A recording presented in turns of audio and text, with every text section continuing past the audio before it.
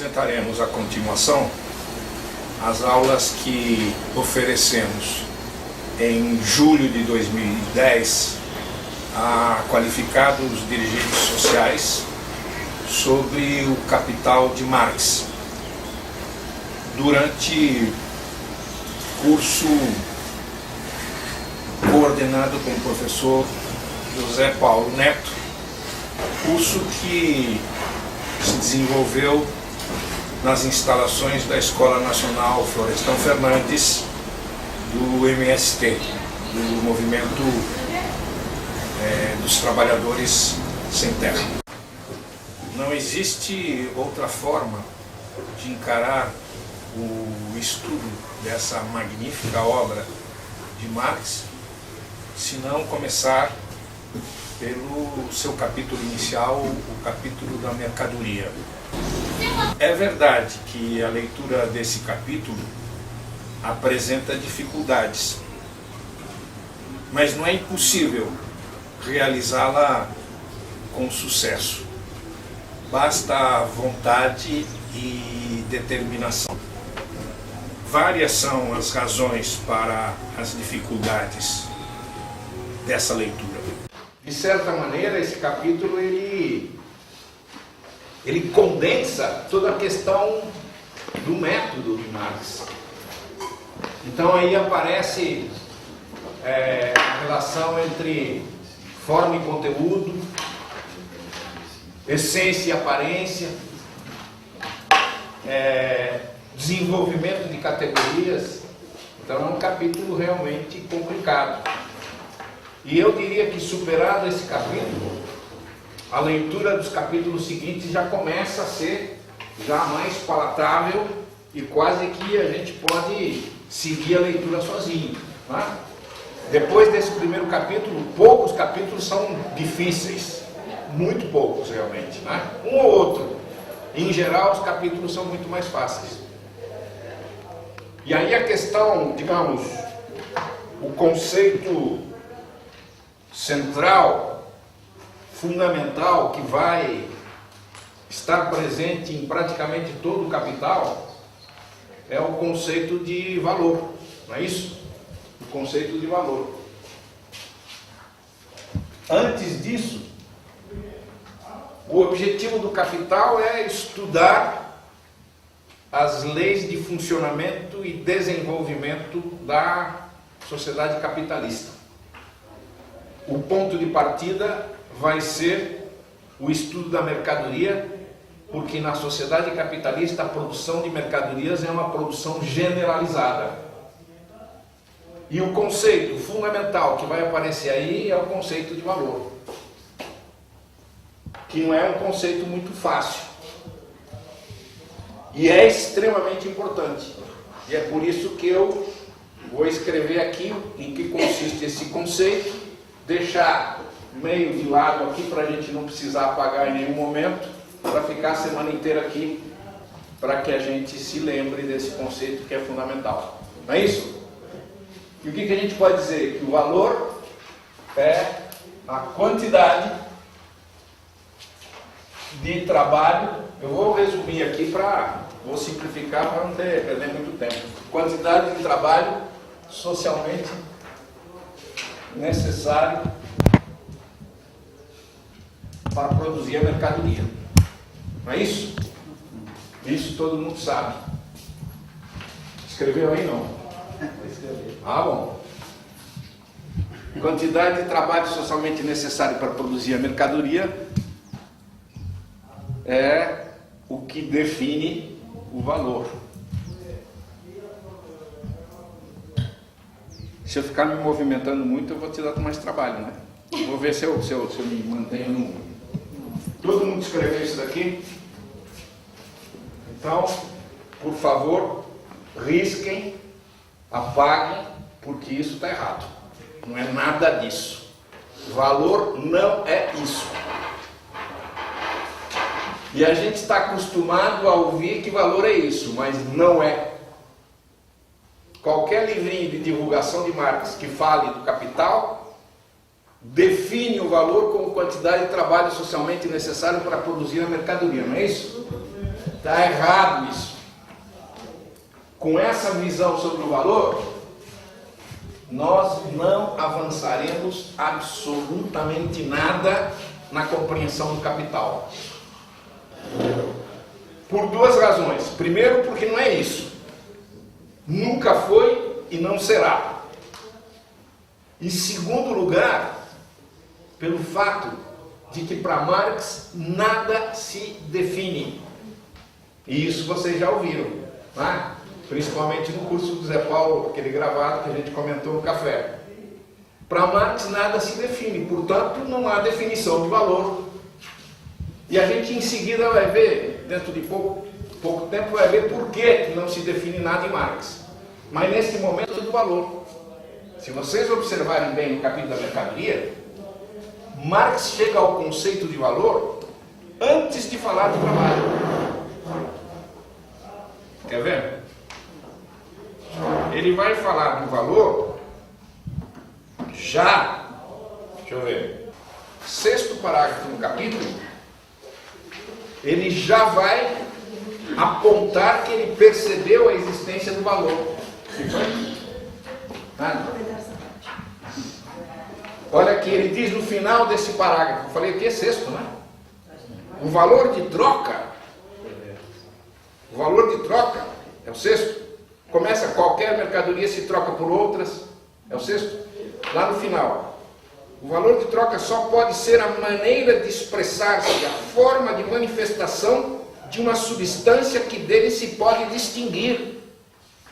Que substância é essa? É o valor. Então ele está dizendo aqui que o valor de troca é a forma de manifestação do valor. A forma de expressão do valor. E ele não falou de trabalho ainda. Ele vai falar de trabalho em seguida. Ele fala de trabalho no parágrafo 2 ou 3 parágrafos depois. Muito bem. Como é que Marx chega ao conceito de valor?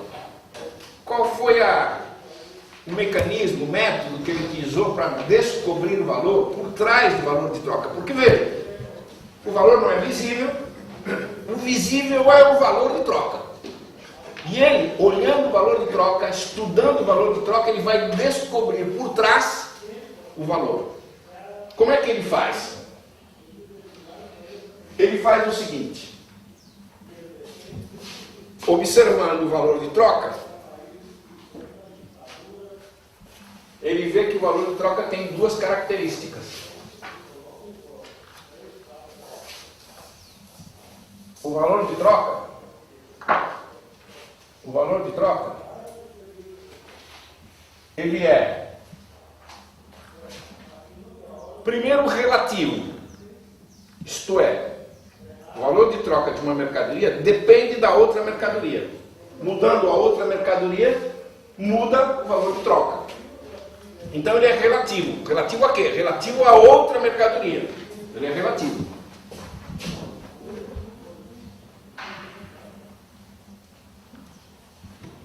E ele é também variável. Por que variável?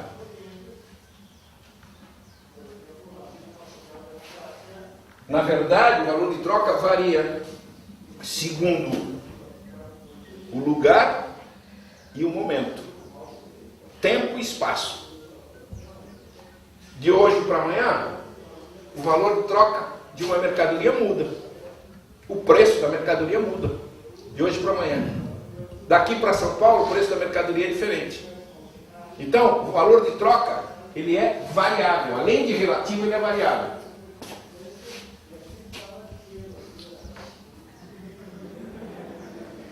Muito bem. Frente a essas duas propriedades do valor de troca,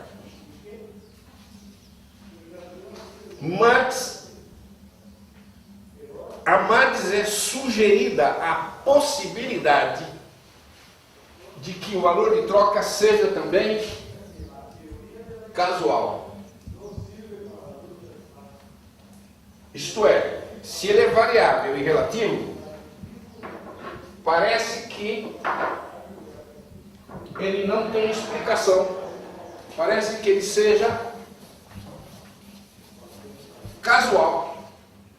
Se é casual, não tem explicação. E justamente o que ele quer mostrar é que ele precisa demonstrar é que o valor de troca não é casual e que sim tem uma explicação.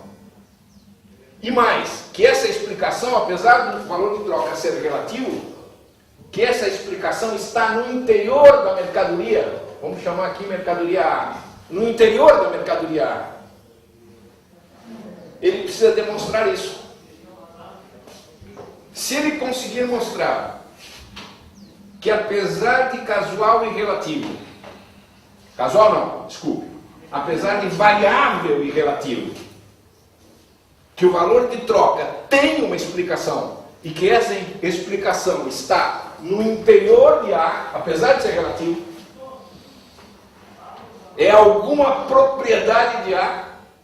Se ele demonstrar isso, o que falta? Simplesmente dar um nome para essa propriedade de A.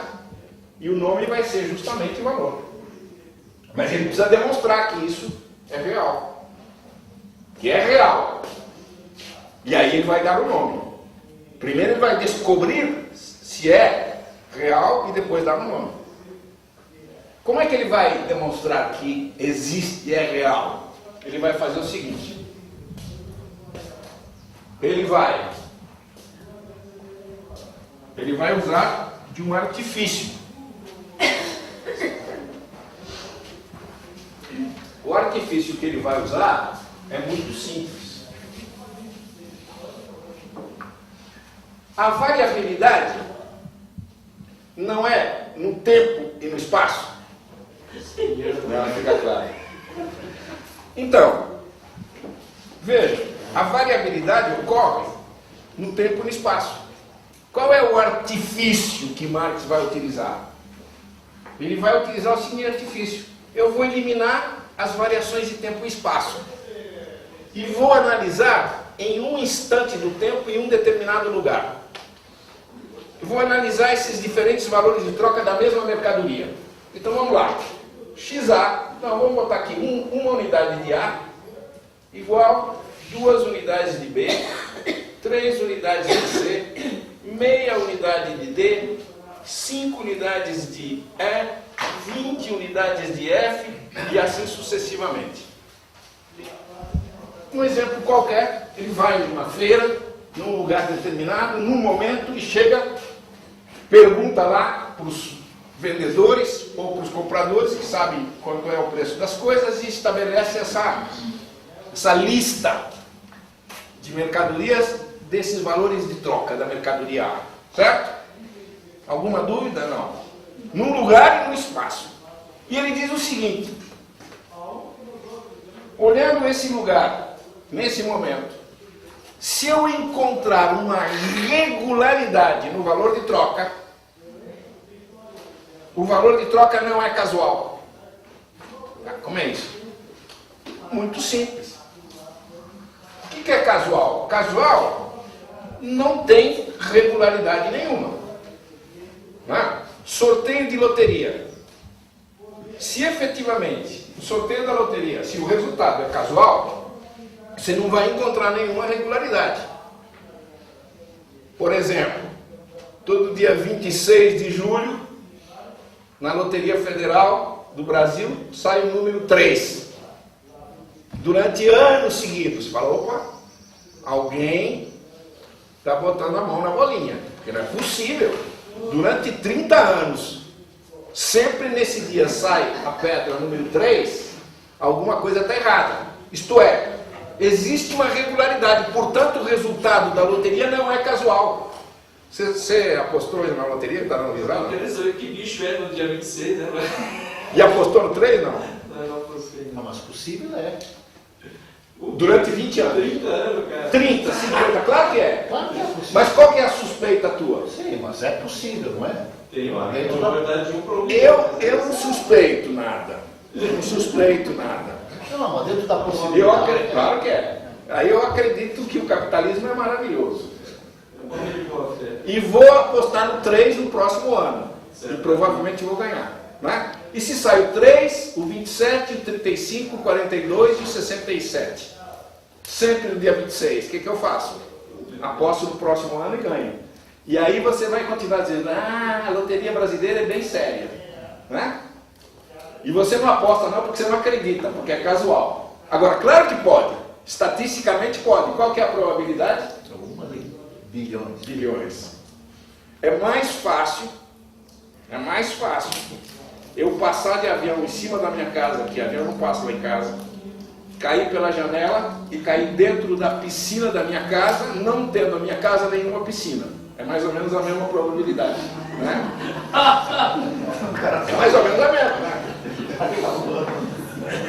Não, é uma probabilidade tão pequena. Não, e ainda que eu sobreviva ainda. É muito pequeno. Então eu vou dizer, eu suspeito. E não se molhe. Não se molhe. Não, se não tem piscina, realmente não dá para se molhar. Agora, eu suspeito então que não é casual. Se há uma regularidade, não é casual. E ele vai buscar essa regularidade. E qual é a regularidade que ele encontra? Veja. Se ele quiser saber qual é o valor de troca de C, ele precisa perguntar para alguém? Não, que já está implícita nessa tabela aqui. 3C igual a 1A, 2B, 0,5D e assim sucessivamente. Quer dizer, o valor de troca de uma delas já está implícita aqui. O que significa isso? Aliás, de todas elas, eu já sei qual é o valor de troca. Eu consigo então igualar a 3C, a 2B, a meio D, a 5E e assim sucessivamente. O que significa isso? Significa que o mercado diz que todas essas quantidades aqui são iguais entre si. Correto? Correto? Todas as quantidades que estão do lado direito são iguais entre si. Quem diz que são iguais? O mercado. São iguais entre si. E essa é a regularidade. Portanto, a pergunta agora que ele vai se fazer é a seguinte: quem está obrigando que as mercadorias que estão do lado direito sejam iguais entre si? Quem é que obriga isso? Obviamente, quem está determinando que as que estão do lado direito sejam iguais entre si é a mercadoria A. É alguma propriedade de A que faz com que as que se relacionam com ela sejam iguais entre si. Embora os valores de troca sejam relativos, é uma característica de A que faz com que, nesse instante, nesse mercado, todas as mercadorias sejam iguais entre si, nessas quantidades.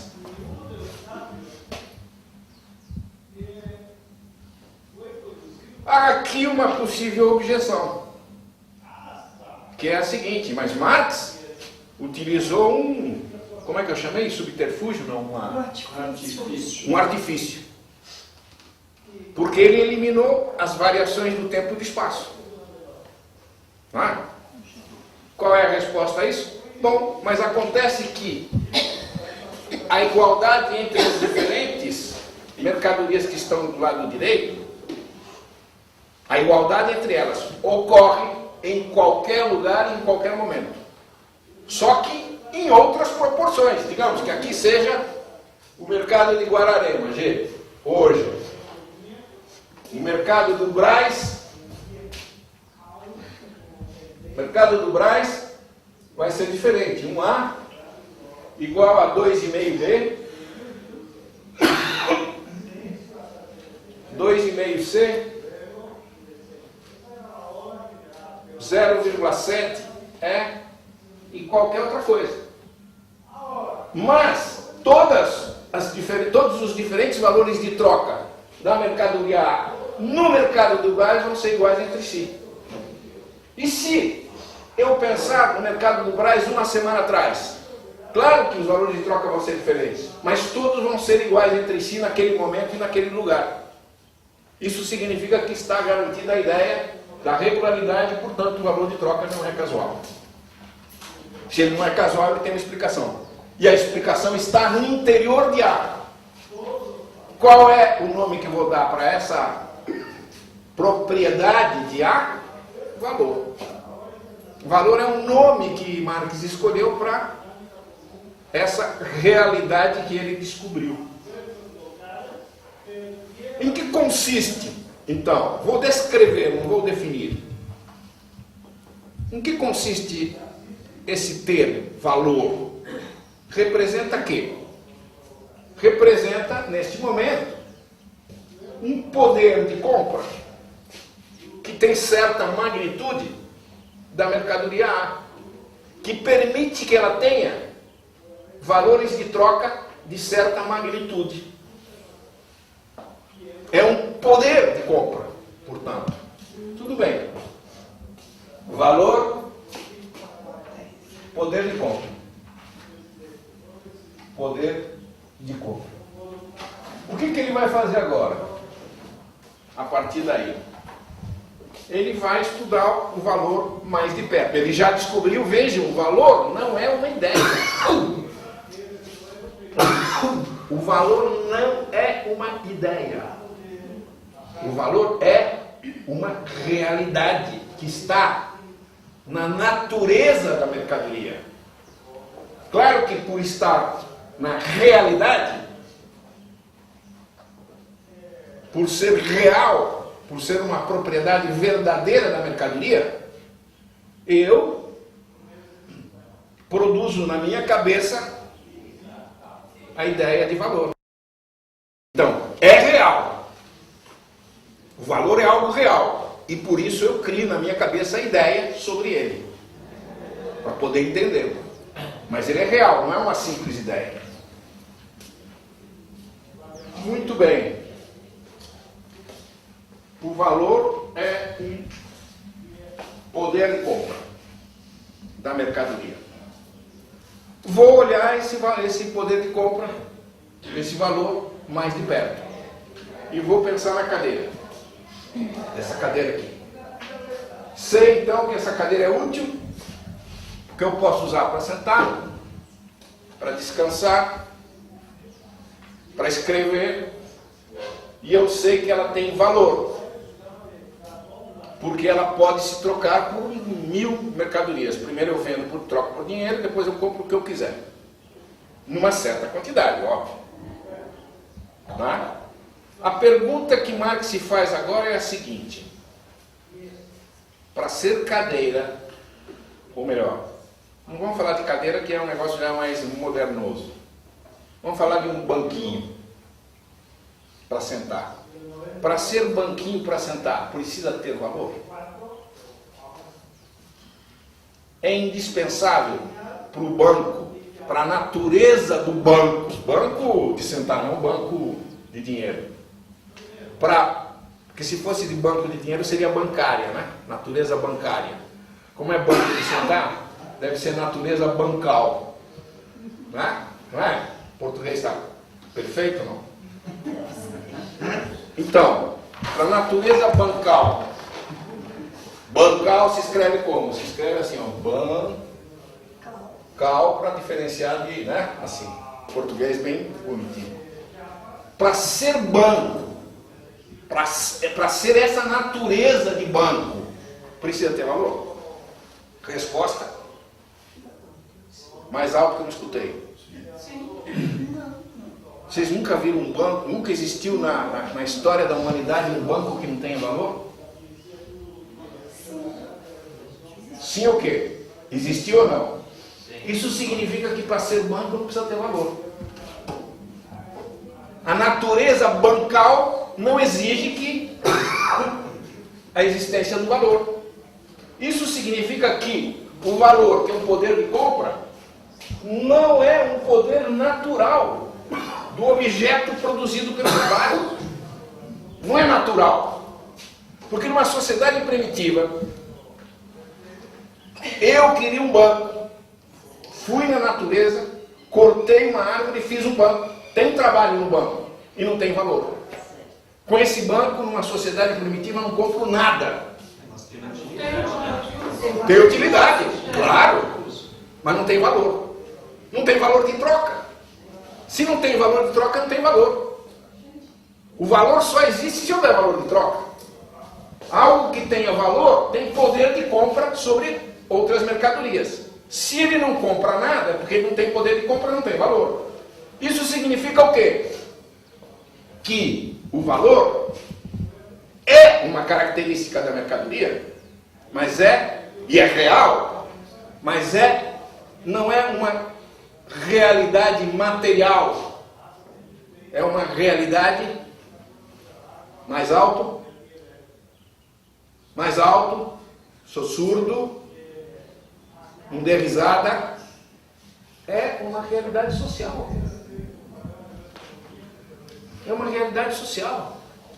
Se não é da natureza, o valor é real. Eu descobri como realidade nesta mercadoria. Só que é uma realidade que não é da natureza material desse objeto. Se não é da natureza material, só pode ser social. É uma característica da cadeira, do banquinho, e é uma característica que o banquinho não tem por ser banco. O banquinho tem por ser o quê? Produto de um trabalho em uma sociedade organizada de maneira mais alta. De maneira que? Capitalista, nesse caso nosso. Capitalista ou mercantil pré-capitalista também, mas capitalista com certeza. Para ter valor, o produtor do banquinho precisa ter produzido o banquinho como mercadoria. Portanto, exige uma sociedade mercantil, no caso capitalista que é a nossa. Mas também antes do capitalismo. Então, o que eu posso dizer sobre o valor? Eu posso dizer, não é definição, estou descrevendo. É uma propriedade da mercadoria. É uma propriedade real. Mas não é da natureza material do objeto, do valor de uso, é uma propriedade social. Isso significa o quê? Isso significa que o valor de uma mercadoria mostra que a mercadoria, ou melhor, mostra que o produto do trabalho foi resultado da produção numa sociedade mercantil. O valor de um produto do trabalho mostra que ela surgiu sob relações mercantis. O valor desta cadeira me diz, esta cadeira foi produzida por uma sociedade mercantil. O valor expressa relações mercantis. Está claro isso? Mais ou menos, porque eu não consigo separar o valor de uso disso aí. E na sociedade primitiva? O valor de uso está dado na sociedade primitiva igual. Sim, Então, sem dúvida. separar agora. Mas eu pergunto, na sociedade... valor de troca, então. Na sociedade primitiva tinha valor de troca? Não. E valor? Tem. Qual valor? Valor de uso. Não esse conceito. Valor de uso, exatamente. Mas eu crio um novo conceito que não tem nada a ver com o valor de uso que eu chamo de valor, porque é chamado de macaco. Se você quiser, eu mudo o nome. É uma questão de nome. Mas veja, valor de uso é uma coisa, valor que Marx chama de valor é uma coisa completamente diferente. Não tem nenhuma relação. Tem, mas é outra. Né? Depois a gente vê. Mas aí é uma questão de nome. Em qualquer sociedade, veja o que Marx vai dizer, veja que gênio que é esse bicho feio aí. Veja, ele diz, a mercadoria, cadê o que eu tinha escrito já? A mercadoria, ela é valor de uso e valor. Eu tinha colocado valor de troca, né? Só espera um pouquinho. Agora substituo por valor. Ele diz, o valor de uso é o conteúdo material da riqueza. Vou avançar um pouquinho para responder isso daí. É a base do valor de troca. Sem dúvida. E o valor, o que Marx vai dizer que é? É a forma social e histórica da riqueza na época mercantil. Isto é, a riqueza, em qualquer época histórica, ela está constituída por valores de uso. Qualquer época histórica. A forma como a riqueza, que é valores de uso, aparece em determinada etapa da sociedade humana é a forma valor, que não é a forma que existe em toda a história da humanidade. Não. Existe uma parte da história, pequena é verdade, nem tão pequena, que a forma não é mercantil, que é o início da humanidade. E existe, pelo menos acreditamos que vai existir, uma sociedade pós-capitalista em que a riqueza vai ser valor de uso, mas não vai ser valor. Como é que chama essa sociedade? Comunista. Então, o valor é a forma de existência da riqueza em determinado período. E mais importante que isso, é verdade que o valor existe e existiu durante um período muito longo de tempo da história da humanidade. Né? No feudalismo tinha valor. Na época romana tinha valor. Mas é só na sociedade capitalista em que o valor se generaliza. Praticamente tudo que tem valor de uso tem valor. Me dê um exemplo hoje de algo que tenha valor de uso e que não tenha valor. Hoje. Mais alto, por favor. Todo mundo fala baixo nessa turma, caramba. Está esquentando ainda. Está esquentando, né? Um exemplo de valor de uso que não tenha valor hoje na nossa sociedade capitalista. O ar. Já começa a ter valor, né? Mas o ar é uma boa ideia. A água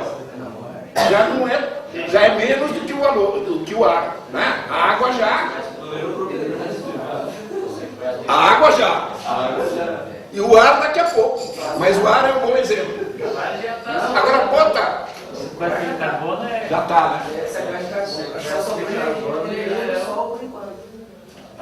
Agora bota 50 anos atrás, no capitalismo. Vamos pensar o quê? Tem alguém aqui de Mato Grosso? Não? Quem? Do interiorzão lá de Mato Grosso, 50 anos atrás. Tem banana lá? Não. Plantação de banana. Mais anos atrás? Não tinha. Só tinha mato, não tinha nem gente lá. Então não vamos para o Mato Grosso, não. Vamos lá para o Paraná. Paraná, 50 anos atrás, lá no norte do Paraná, eu vivia no campo. Eu queria, por exemplo, Não tinha nem gaúcho. não tinha nem gaúcho. Eu queria pinhão. O que eu fazia? Eu ia no Walmart e comprava 1 quilo de pinhão. Tinha isso? Chuchu. Chamam chuchu vocês? Sim. Chuchu. Eu ia no Carrefour e falo, quero 1 quilo de chuchu. O que significa isso? Que o avanço do capitalismo, o desenvolvimento do capitalismo, transforma em mercadoria cada vez mais produtos. Não é? Hoje, por exemplo, na minha terra, se você bater na porta de uma casa e pedir um copo de água, e você falar quanto é, a dona Maria vai falar, não é nada. Não é isso? Vai na Avenida Paulista, em São Paulo, e peça um copo d'água num bar, e saia sem pagar. Quer dizer, o capitalismo, mesmo num momento, espaços diferentes, o nível de mercantilização das coisas úteis é diferente. Tá? No interior do Brasil ainda, vários produtos não são mercadoria, não tem valor. Tá? E imagino que em vários lugares do Brasil hoje, você não compra banana, você pede para o vizinho, não é isso? E vários outros produtos, chuchu também, chuchu você pega na cerca, não é isso? Pô, hoje você vai em Vitória, um quilo de chuchu custa R$1,50, que é um absurdo. Chuchu é 99% água, ou não é? Estou exagerando.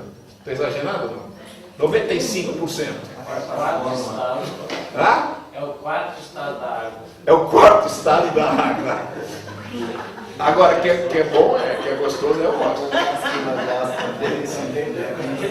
Camarão com chuchu. Líquido, gasoso. Líquido, sólido, gasoso e chuchu. Aí mostra que a água virou mercadoria. Né? Mas então, vejam que o valor, o que o valor mostra? O valor de uma coisa. Mostra que aquela coisa é mercadoria, que foi produzida como mercadoria, que a sociedade impôs àquele produto a qualidade de valor.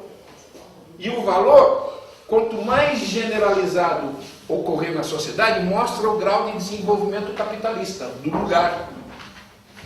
Desenvolvimento capitalista não significa que o capitalismo é melhor, significa que é pior, né?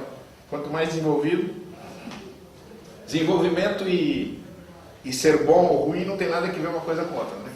Falei bobagem agora, não é que quanto mais desenvolvido, como é que eu falei? Mas vocês entenderam, né? Como ninguém reclamou, e vocês estão falando muito, é porque todo mundo entendeu o que eu quis dizer e não disse. Tudo bem. Então, o valor é uma propriedade da mercadoria, que é produto do trabalho, não é? É uma propriedade imposta a ela pelas particulares relações sociais existentes, mercantis existentes.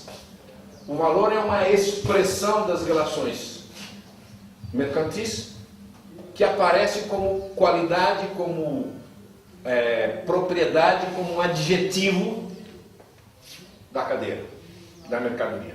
É uma propriedade, uma característica, um adjetivo. Só que é uma característica social. Real, sim, mas não material, social. Expressa as relações sociais sob as quais aquele produto foi produzido. Eu poderia dizer o seguinte, que o valor é uma espécie de passaporte. Eu tenho um passaporte brasileiro, o que ele diz? Diz, o portador desse documento nasceu no Brasil, tem nacionalidade brasileira. O valor é um passaporte da mercadoria. O valor diz, essa mercadoria nasceu sob relações mercantis.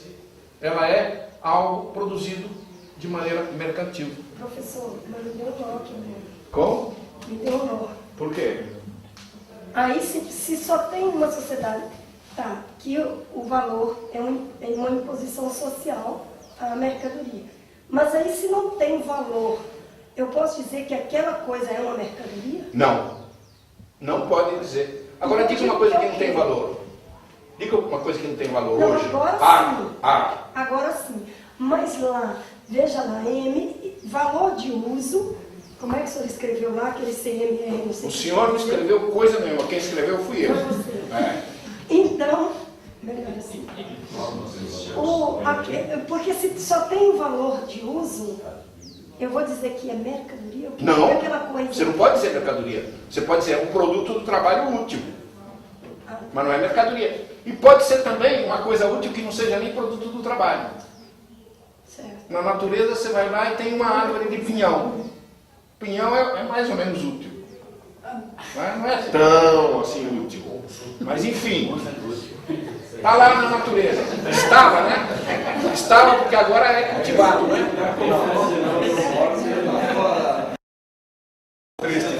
Não, eu já não como pinhão hoje, ó. É, brincadeira. Brincadeira. Você atrasou para chegar para o pinhão e você fala isso. Você atingiu o ano. Isso é boa educação. Entre o chuchu e o pinhão. O cara carregou 1000 quilômetros. Isso significa que sacrifício não é trabalho. O cara carregou 1000 quilômetros no saco de pinhão. Agora veja o seguinte, ó. O pinhão hoje é cultivado, mas ainda tem natural, né? Mesmo o pinhão natural, como ele carregou o saco de pinhão natural para cá, teve o trabalho de carregar até aqui a mercadoria. E o pior, a gente vai ter que pagar para comer o pinhão que ele trouxe. E pagar o transporte. Mas então, o que eu posso dizer? É um objeto útil. Digamos, vamos falar do pinhão. Por quê? Porque na natureza, sei lá, um peixe na água. Um peixe na água é um objeto útil. Na verdade não é útil, é só útil se ele virar pescado, né? Mas enfim, é um objeto útil que a natureza oferece, que eu posso colher. Agora, o simples colher já implica trabalho. Não é? Uma maçã na árvore, tem que subir na árvore e colher a maçã. E como é que fica o banquinho? O banquinho também. O banquinho tem trabalho. Na sociedade mercantil tem valor. Fora da sociedade mercantil não tem valor. Porque o valor não é trabalho. O valor só existe se as relações são mercantis. Agora, um banquinho, ele é útil e produto do trabalho, mas não é mercadoria. Certo? Não tem valor. Não tem valor. Tem valor de uso. Ou melhor, ele tem valor, ele não tem macaco. Quer dizer, ele tem valor de uso, não tem valor. Entendido o valor como expressão de relações mercantis. Não é? E, portanto, se ele não tem valor, ele não tem preço, ele não tem valor de troca. O valor de troca, o que é do valor? O que é o valor de troca do valor? Eu olho a mercadoria e não vejo valor nela. Vejo? Não. O que é o valor de troca? O valor de troca mostra se esta cadeira tem valor de troca, é porque tem valor. Se ela tem valor de troca, o valor de troca, o que ele está mostrando? Está mostrando que por trás dele existe o valor. O valor de troca é expressão do valor. Manifestação do valor. Manifestação fenomênica. Desculpe o palavrão. Fenomênica. Minha mãe me proibia de falar essa palavra, mas como nós estamos entre adultos, o valor de troca é o quê? Expressão fenomênica. O que significa isso? Do valor. Significa que o valor de troca é visível e manifesta a existência do valor por trás dele. O valor de troca é aparência. O valor é essência, não é visível. Eu tinha entendido que esse valor aí, quando ele falava isso, era o valor de uso. Não. Agora não é valor. Enquanto essa função social na sociedade mercantil. Eu nem estava que fosse, bom, o valor de troca é uma materialidade, uma manifestação do valor de uso. Porque veja, na tua leitura, Marx está falando o seguinte: ó, a mercadoria é a unidade de duas coisas, valor de uso e valor. Ele diz, eu vou deixar de lado, por enquanto, o valor de uso. Eu vou olhar somente o valor de troca. Você lembra disso? Logo no começo. E ele vai abandonar o valor de uso por um tempo. Ele só vai voltar a se preocupar com o valor de uso mais tarde. Ele diz, o valor de uso o valor de uso, ele é o motivo de estudo do que ele chama de mercadologia, não sei, né? Merceologia. Mas não me interessa nesse momento. Eu vou me concentrar no valor de troca, que é o outro lado da coisa. Tá? E esquece o valor de uso. Ele vai voltar ao valor de uso, sabe quando? Quando ele falar da força de trabalho. Daí ele precisa. Já vou advertir o seguinte. Já posso até dizer. o conceito de utilidade de Marx, embora Marx não diga, não expresse claramente isso, é diferente do conceito de utilidade do pensamento neoclássico neoliberal. Qual é o conceito de utilidade para o pensamento neoclássico, para a economia burguesa? Utilidade para a economia burguesa é uma relação subjetiva indivíduo-objeto. É uma relação subjetiva. Esta cadeira vermelha eu gosto. Ela é útil para mim. Se ela fosse uma cadeira verde, eu diria não gosto de cadeira verde, a cadeira verde não é útil para mim. É uma relação subjetiva. E ao contrário, para você, a cadeira vermelha é inútil porque você não gosta e a cadeira verde é útil. Cada um tem o gosto que quiser e a utilidade é uma relação subjetiva. Subjetiva. E se nós, subjetiva, esse é o conceito neoclássico, neoliberal da economia burguesa. Nesse primeiro capítulo, qual é o conceito de utilidade que Marx expressa? É o mesmo, igualzinho. Não é? O que Marx diz? Não importa se a utilidade provém do estômago ou da fantasia do indivíduo. Isso significa, meus amigos, que a utilidade para Marx é uma relação subjetiva, indivíduo-objeto. E Marx está caindo nas malhas da economia burguesa. Está? Não. É que para Marx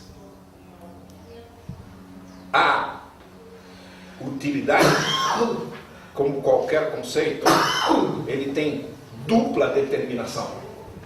A utilidade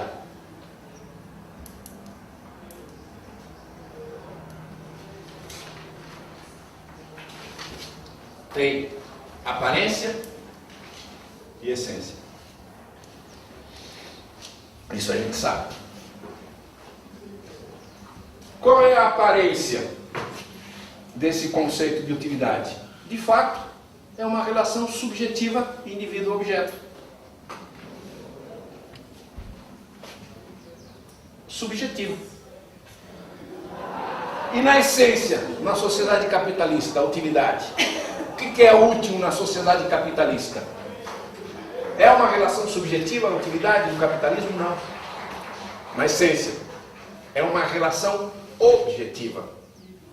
É útil na sociedade capitalista aquilo que serve aos interesses do... Quem falou? Fala em voz alta. Qual que é o teu nome mesmo? Anotar aqui. Fala em voz alta. Do capital. Exatamente. Exatamente. É útil aquilo que serve aos interesses do capital. Porque o capital é o sujeito na sociedade capitalista. Ele pode não ter utilidade para a gente, mas... Não, e veja. Ele faz ter, né? Faz ter. E mesmo aquelas coisas que objetivamente a gente gosta, porque o capital nos impôs esse gosto. Então, por exemplo, eu gosto de feijão. Como feijão. Ele é útil para mim. Tá? Um holandês gosta de batata. A batata é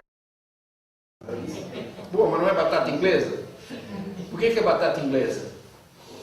Os ingleses, que não são bestas, descobriram a batata na América, no Peru, não é no Peru? Levaram a batata para a Europa e descobriram que batata é muito mais barata que a alimentação que o povão tinha lá, que os trabalhadores tinham lá. E aí fizeram os trabalhadores, durante a Revolução Industrial, engolir batata dia e noite. Vocês lembram daquele livro, como é? O Germinal, do Zola? Qual que é a alimentação básica dos trabalhadores das minas? Batata. E por quê? Porque batata é mais barato. E aí, a partir de um certo momento, várias gerações, os europeus falaram, pô, nós adoramos batata.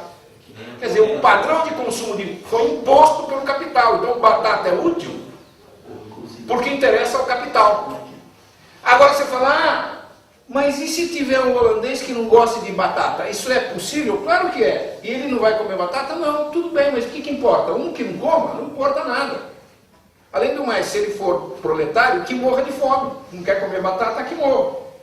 Mas vejam, isso significa que a utilidade também é uma relação subjetiva na aparência. E na essência é uma relação objetiva com o capital. Por que Marx fala no primeiro capítulo que a utilidade é uma relação subjetiva? Deixa implícito, não fala, mas deixa implícito. E não fala mais nada. Porque ele não está interessado em discutir isso nesse momento. E a aparência é o visível. Ele viu que a utilidade é uma relação subjetiva, falou, é uma relação subjetiva e deixa para depois. Deixa para depois. Isso só vai ficar claro muito depois, mas ele não vai ser explícito não. Por isso que pouca gente percebe essa questão. Agora, fala, mas caramba, se a utilidade é uma relação subjetiva só na aparência, então ela não é real. Ao contrário. A aparência é uma das duas dimensões verdadeiras do real. A aparência, muita gente se equivoca ao considerar a aparência como um erro do observador. A aparência não é um erro do observador. A aparência é uma das duas caras do real, é tão real quanto a essência. Qual que é o comentário? Faça alto para economizar a minha garganta. Você concorda ou não? É? Qual foi o comentário? Quer falar não? Segredo. Nada. Você introduziu antes, não conceitou, mas estava descrevendo que o valor de troca é a aparência. E o valor de troca é real. E é real. E o valor é a essência. Isso vai ficar claro para nós, se vocês chegaram a ler o capítulo 21, chegaram a ler? Ou a acumulação, como é, né? Reprodução simples. Ali fica claro que a aparência é algo real. Marx não diz com essas palavras, mas vai ficar claro. A aparência é real. Tanto quanto a essência. Mas aí os meus alunos perguntam, bom, tudo bem. A aparência e a essência são reais. Tão reais uma quanto a outra. Mas qual é a diferença dela? Aí é que está a questão. Aí é que está a questão. Nós vamos voltar sobre isso. Mas isso é um aspecto que eu acho importante ver desde o começo. Embora seja difícil para alguém que está começando a ler Marx, né? Porque não tem muita cancha, mas para vocês tudo bem. E é importante que se diga desde já. O que acontece é o seguinte. Ambas são reais. Mas há um certo, eu não sei como dizer, um certo predomínio, uma certa relevância maior da essência sobre a aparência. Uma grande relevância maior de uma em relação à outra, embora ambas sejam reais. Por quê? Pelo seguinte, a aparência, ela simplesmente é. Ela não tem que dar satisfação para ninguém. Ela é assim, ponto final. E ela, muitas vezes, ela esconde a verdadeira essência das coisas. Não é? Ela esconde. A essência é mais complicada. Por quê? A essência precisa, além de dizer como ela precisa dizer por que a aparência é diferente dela. Como é possível que, sendo eu essência desse jeito, a aparência diga que eu sou diferente? A essência tem que explicar isso.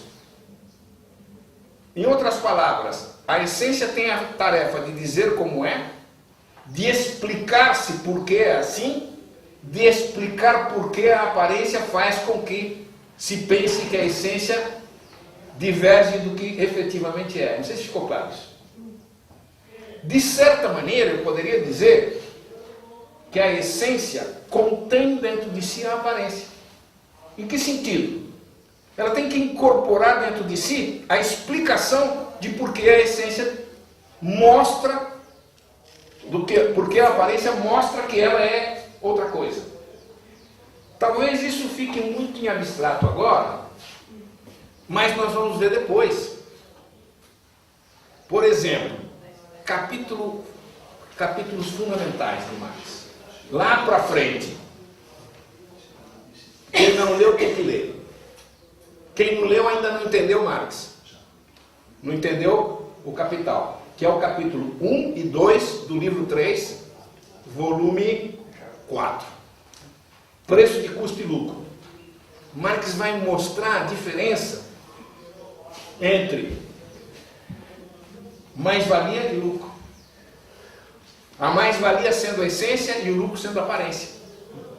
E ele vai mostrar como é possível que, sendo a mais-valia fruto da exploração, na aparência o lucro é outra coisa. E de fato é. Só para ilustrar isso. Só para ilustrar. Não deveria falar isso não. Mas para ilustrar isso. Tomem um empresário individual. Ele só vai ter lucro se ele for competente. Se ele for essa palavra maravilhosa que deixa a gente estimulado, empreendedor. Não é? Se ele for sagaz. Se ele for competente. Se ele for um incompetente e não sagaz, ele tenha prejuízo e vai à falência. É verdade isso? É. Quem nega isso? No entanto, o fato disso ser verdade não exclui que o lucro tem como origem a mais-valia. Fruto da exploração. Como é que se unem as duas coisas? Como é que é possível que sejam ao mesmo tempo uma coisa e outra? Aparência e essência. Como é que a essência vai explicar que a aparência seja assim, negue e por que nega e por que ela é a verdadeira essência? É isso que Marx começa a fazer no capítulo 1 e 2 do livro 4. É brilhante. Em particular, fundamental nesses dois capítulos é o primeiro parágrafo. Se a gente tiver a oportunidade, eu nem trouxe o livro aqui, agora, a gente vai ler pelo menos esse parágrafo para entender a lógica de Marx em relação a esse conflito, a essa oposição, a essa contradição entre essência e aparência. Já no capítulo 21 do livro 1, nós poderíamos ir caminhando isso no intervalo, essência e aparência, e depois nós voltamos mais volta. na mercadoria. Então, porque o primeiro livro, não, volume 4. Volume 4. Livro 3, volume 4. Que o primeiro livro está dividido em duas partes, né? 2 volumes. O segundo, um volume só, e o terceiro, 3 volumes. Então é o quarto.